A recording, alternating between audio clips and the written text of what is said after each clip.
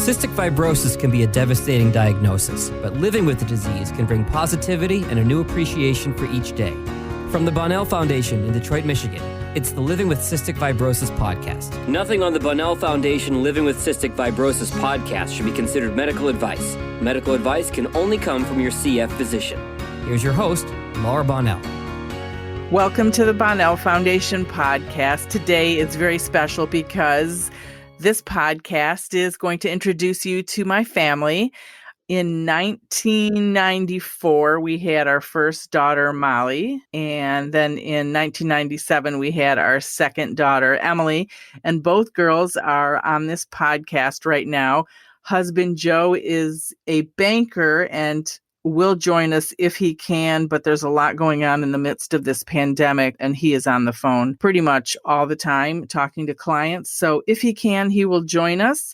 But if not, we will just keep on going. So when my daughter Molly was born, I was working at WWJ Radio here in Detroit and didn't know of any history of cystic fibrosis. Our pediatrician didn't think that Molly had cystic fibrosis, even though we saw the symptoms and we were saying to her, oh my gosh, she needs to get tested. And we're still great friends with that physician. Most people have heard our story, so I'm making this story for this podcast very short so we can get talking to my daughters.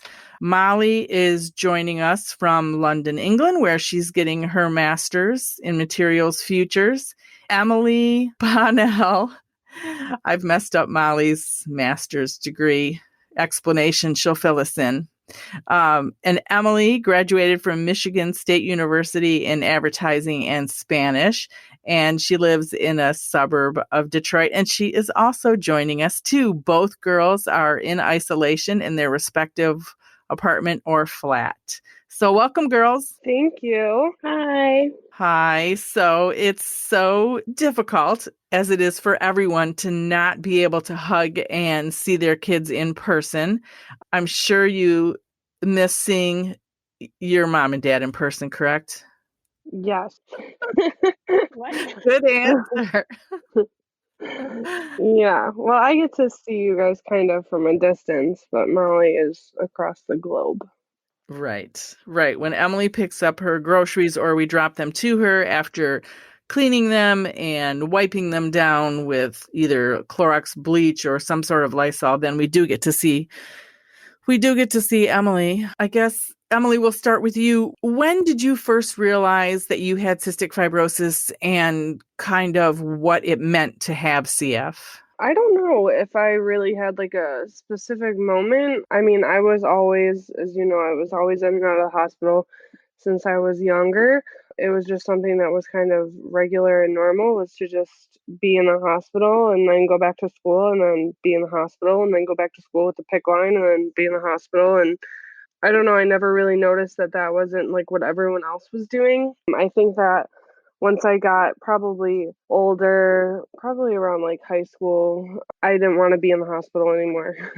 I just wanted to spend more time with my friends and understand things better in school. And then I would go into the hospital. And I think that some of the first couple of times that I was in the hospital in high school, maybe even like 8th grade, I guess, when I missed my trip to Washington, D.C. because I was in the hospital for the week of that, I probably noticed it a little bit more too. But I just know that it was never something that I really realized was different until I started to like get older and realize that I was really missing out on stuff or not having as good of a time. So I would say, yeah, probably around, I mean, I always knew that I was different, but I guess I didn't understand fully what CF was until I was a little bit older. Did it help because we always said everybody has something and we have CF, or did it at all help when we tried to make up for things that you missed? I mean, it's just life. I think we've done the best that we possibly could have done with the situation that we're given. Like, I guess after I missed my 8th grade trip to Washington, D.C., you did take me to Washington, D.C. for a CF related trip, and that was super awesome and something fun.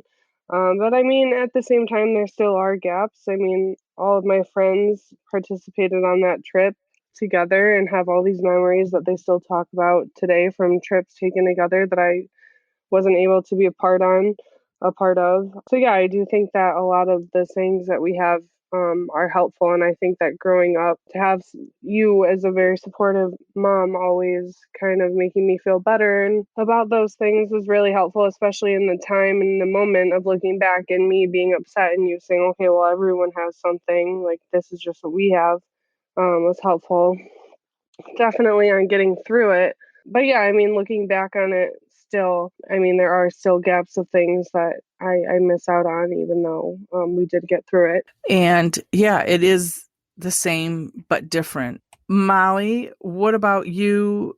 And what are your thoughts on when you first realized it? I think I probably always realized that I had something that was different than everybody else, but I think probably because like I had Emily, my sister, obviously, that was younger than me that also had CF, so it was kind of like a little club.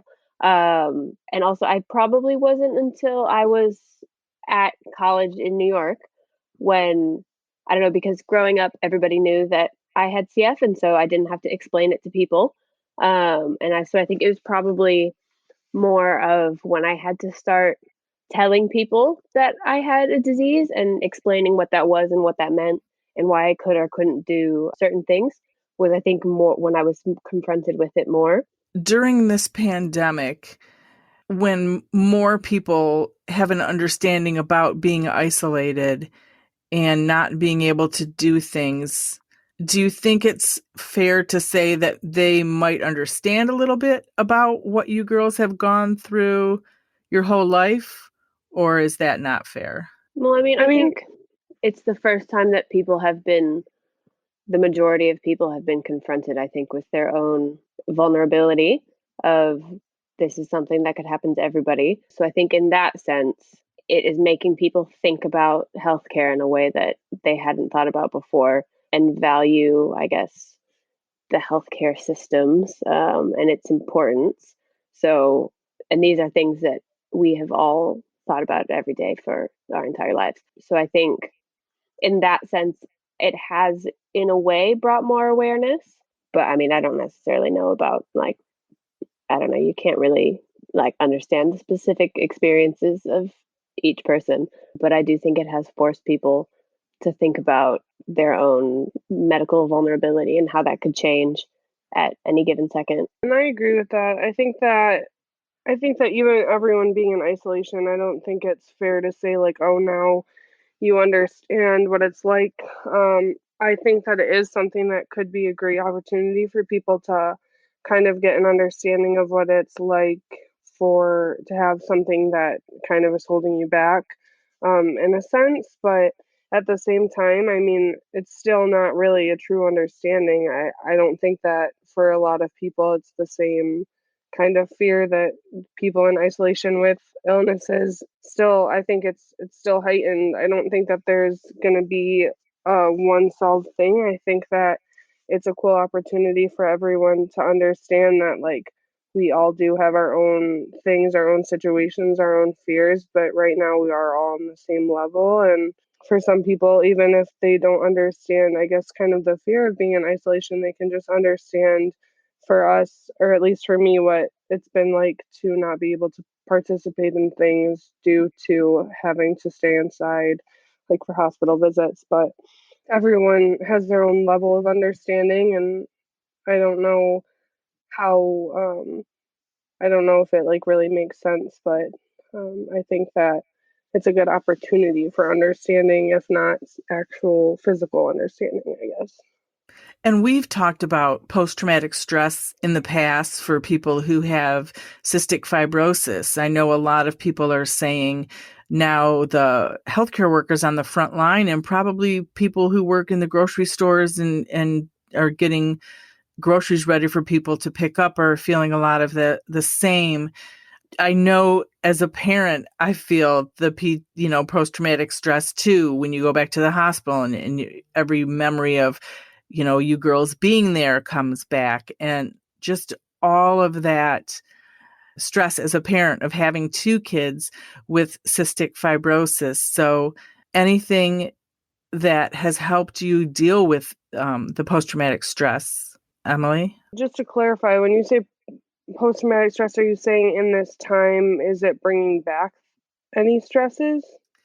I think in general, I was talking about just having it with cystic fibrosis in general. And now during the pandemic, I think many people will have it because of the pandemic and what they're doing as a career during this scary time.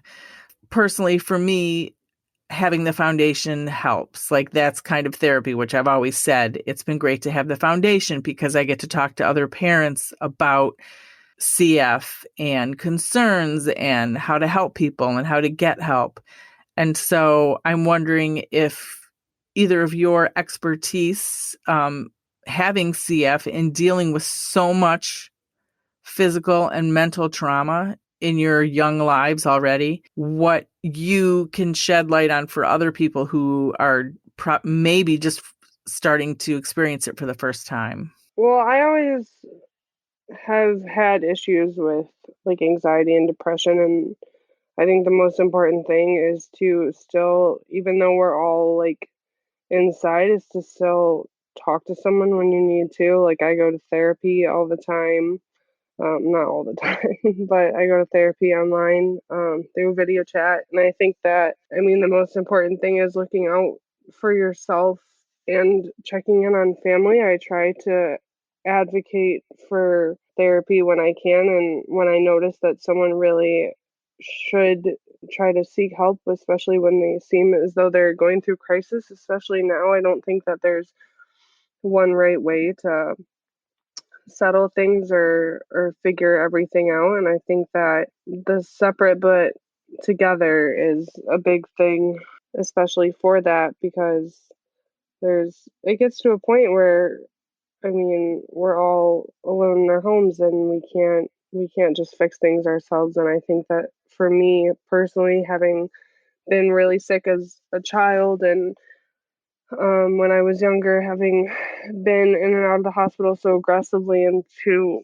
the extent that it was, I think brings back a lot of fears. One of the things I was talking about was the hospital has always been like a safe place to go back to whenever I don't feel safe in my regular life. And now the hospital isn't an option. So I think that there's a lot of things to work through. And I think it's important to do small self help things such as calming your mind and meditating and coloring to take your mind off things and watching shows that you like and cooking foods and doing those things. But I also think that if someone is really struggling, that it's important still to go out and seek help. And you can do that virtually too. It doesn't have to be a physical thing. Thanks, Emily. And Molly, you're in London, sheltering in place alone in your flat. How is that going? What's the challenge there? I know many people are, but you only get to go outside once a day. Well, I've been having a very fun time in isolation over here by myself.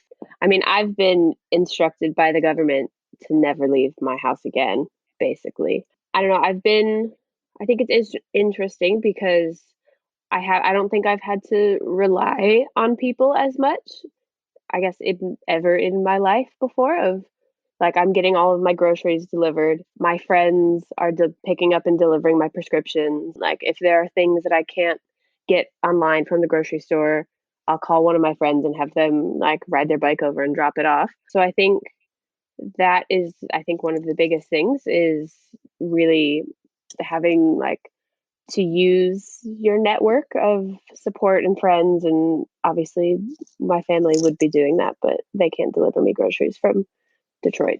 It's a bit far.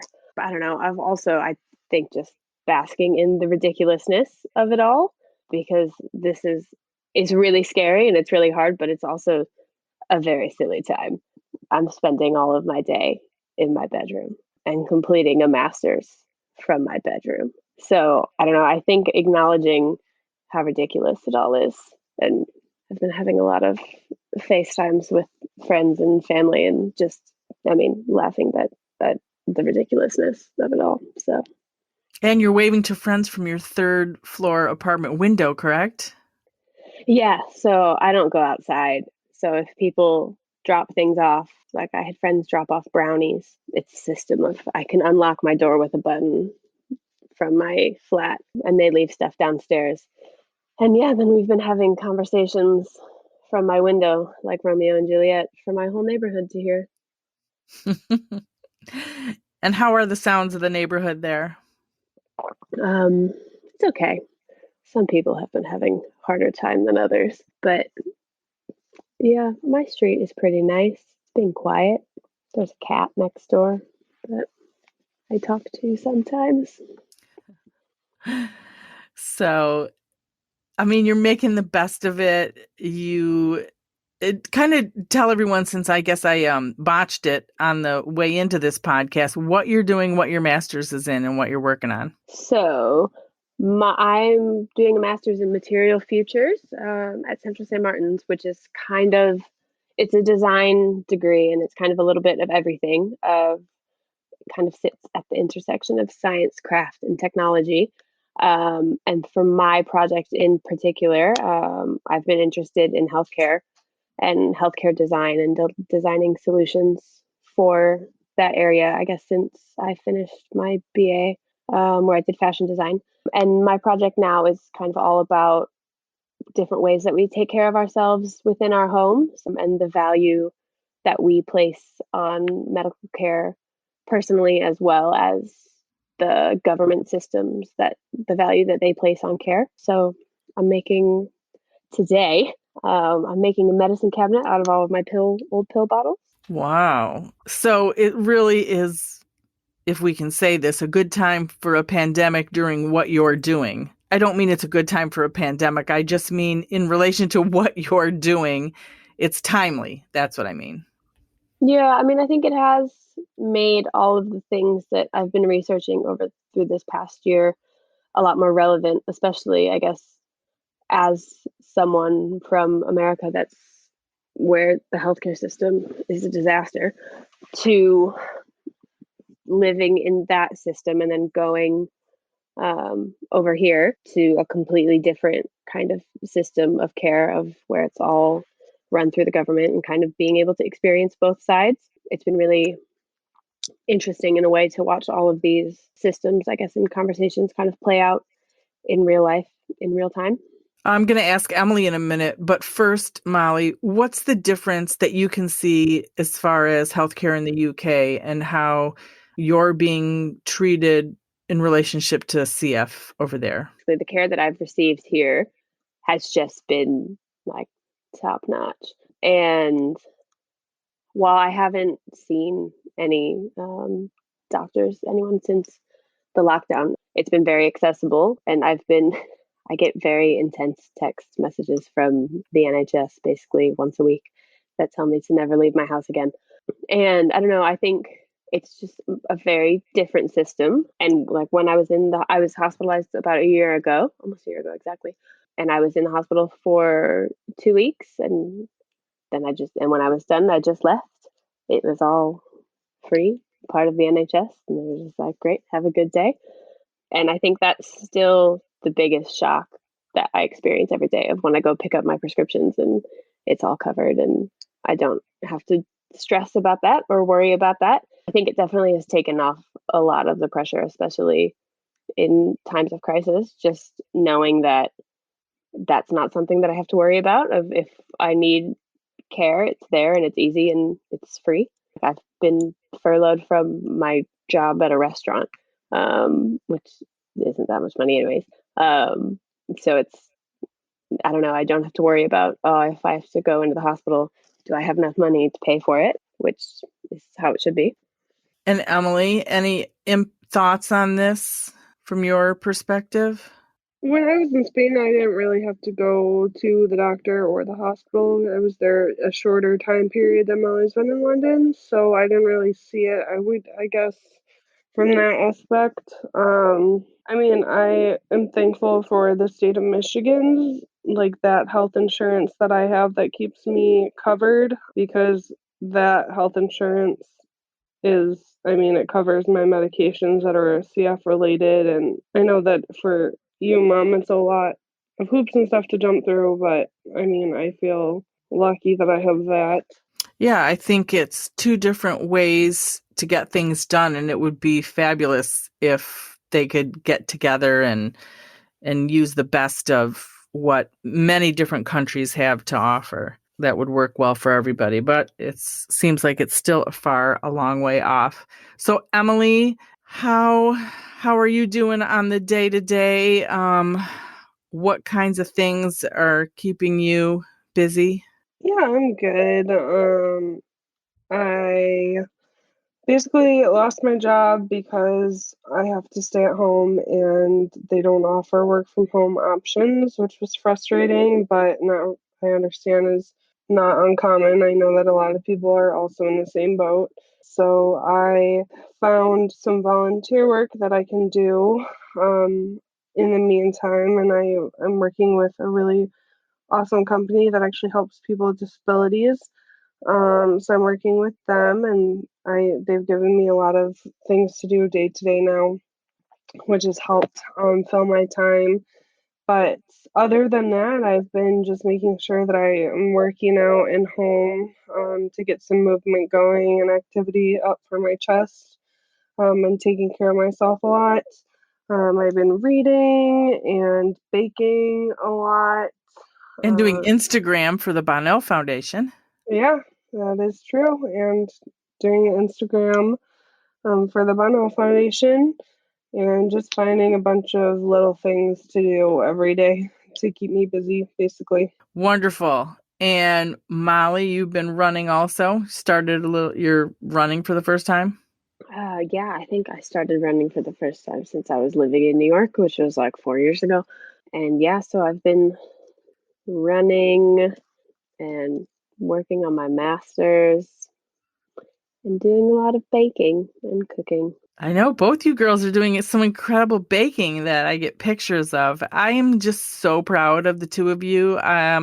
You both have always dealt with so much and always excelled in all that you're doing, and you're just amazing human beings. And I'm so proud of you.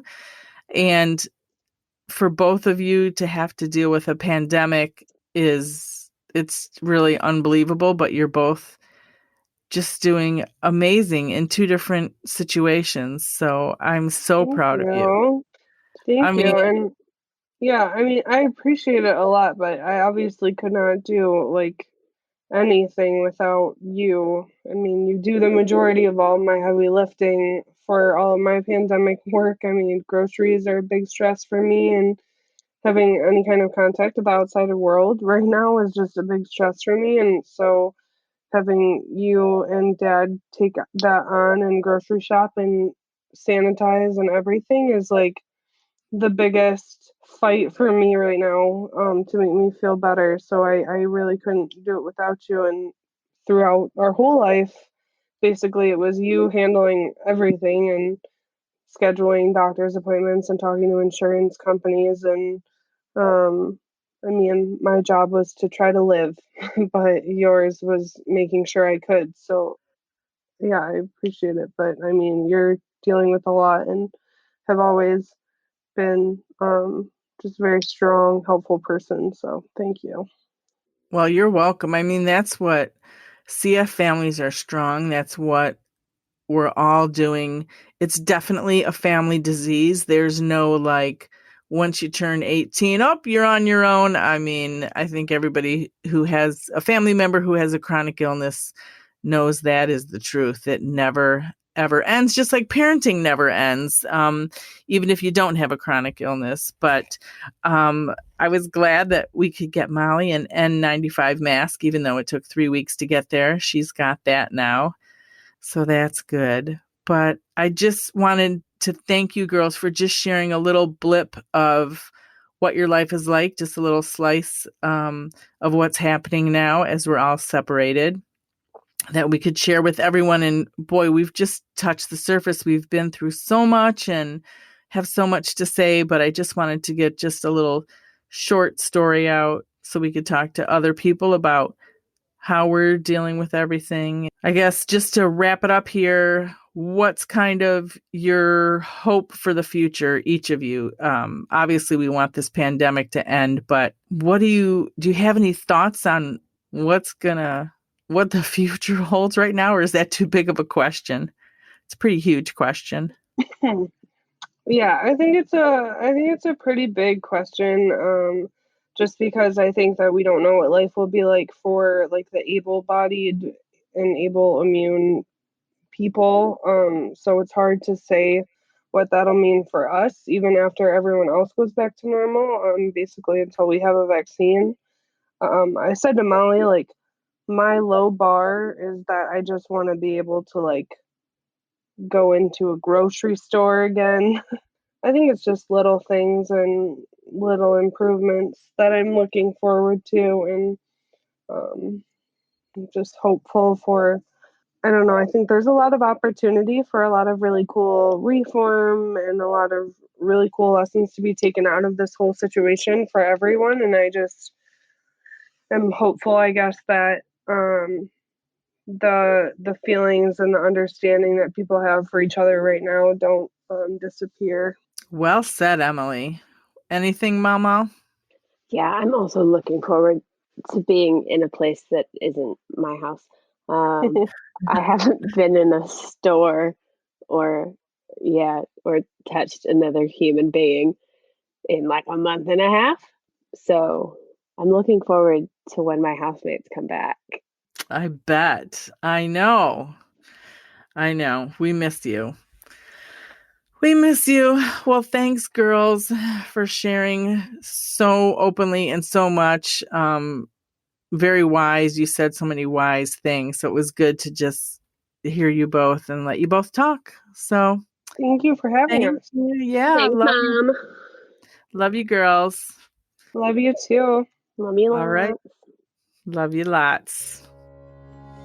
This has been the Living with Cystic Fibrosis podcast. Be sure to subscribe to the show in your favorite podcast app so you don't miss an episode.